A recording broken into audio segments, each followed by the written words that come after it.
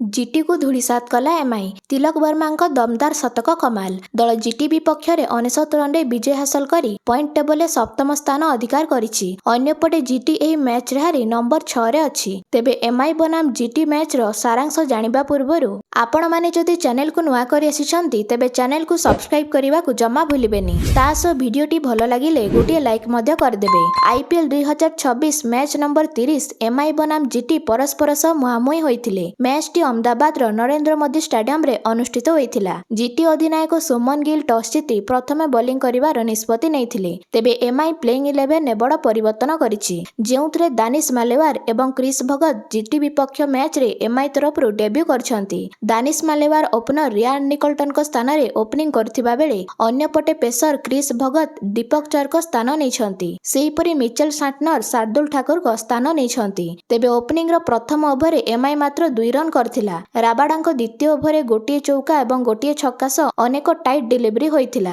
तासह राबाडांको गोटे विकेट मध्य मिलिथिला। दानिश मालेवार एलबीडब्ल्यू आउट होइथिले। दल पावर प्ले रे 46 स्कोर करथिला। एणिके राबाडांको आउ दुईटी सफलता मिलिथिला पावर प्ले रे। गोटे पटे नमंदिर स्थिर रहिथिबा बेले अन्यपटे क्विंटन डिकक एवं सूर्य कुमार को बड़ विकेट चटकाइथिले कागिसो राबाडा। डिकक 13 रन करथिबा बेले सूर्य कुमार 15 रन रे आउट होइथिले। मिडिल ऑर्डर रे नमंदिर एवं तिलक वर्मा रन जारी रखिथिले। दुहींको 52 रन पार्टनरशिप होइथिला। तेबे 13 ओभर प्रसिद्ध कृष्ण को गुरुत्वपूर्ण विकेट मिलिथिला। सेट बैट्समैन नमंदिर को विकेट पड़िथिला, जेतेबेले कि दलर स्कोर 96 रे थिला। नमंदिर 32 बॉल 45 रन पारी खेलिथिले, जेउथरे से 6टी चौका गोटे छक्का मारिथिले। मिडिल ऑर्डर रे अधिनायक पांड्या एवं तिलक वर्मा पड़िया को हलाइथिले। पांड्या एवं तिलक 38 बॉल 81 रन बड़ भागीदारी रे एमआई दल 177 स्कोर रे पहुंचीथिला। तेबे पांड्या को विकेट पड़िथिला 19 ओभर रे। से 15 रन करथिबा बेले पेसर मोहम्मद सिराज तांको आउट करथिले। तेबे टॉप ऑर्डर पतन परे इनिंग्स को तिलक वर्मा समर्थन करथिले। तिलक वर्मा प्रारंभ रे संघर्ष करथिले, किंतु डेथ ओवर गुड़िकरे बहुत द्रुत गति रे बैटिंग करथिले। सेहीपरि से 18 ओभर रे अशोक शर्मा प्रति 26 रन करथिले, जेउथरे 3टी छक्का 2टी चौका शामिल थिला। तिलक वर्मा 45 बॉल रे एक चमत्कार अपराजित 101 रन खेली मुंबई इंडियंस को गुजरात टाइटन्स विपक्ष रे 199 रन रे पहुंचाइथिले, जहाकि तिलक वर्मा को यह आईपीएल इतिहास रे प्रथम शतक। तेबे शेष 3 ओभर एमआई दल 73 रन करथिला।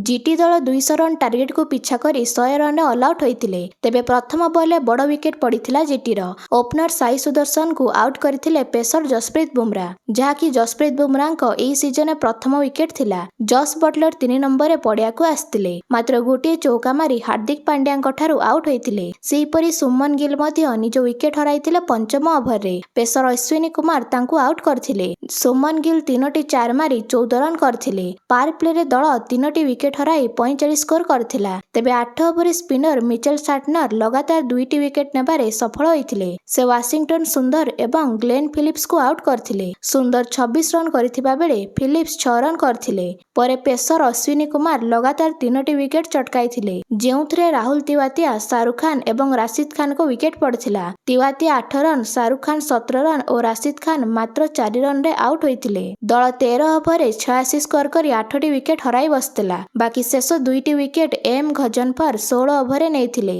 राबाडा 12 रन करथिबा बेले सिराज बिना खाता खोली आउट होइथिले। जीटी दल 16 ओभर 100 रन करी मैच टी को हारिथिला। तेबे गुजरात टाइटन्स विपक्ष रे एक चमत्कार प्रथम आईपीएल शतक हासिल करिबा पई तिलक वर्मा को प्लेयर ऑफ द मैच विवेचित करा जायथिला। ए मैच विजयी प्रदर्शन जने प्रमुख बैट्समैन भावरे तांकर परिपक्वता को प्रकाश करथिला एवं आईपीएल 2026 सीजन रे बड़ गुरुत्वपूर्ण रन स्कोर करिवार क्षमता प्रदर्शन करथिला। तेबे आगामी एसआरएच बनाम डीसी मैच रे आपण माने काहाको समर्थन करूछंती ता कमेंट माध्यम रे जणांतु।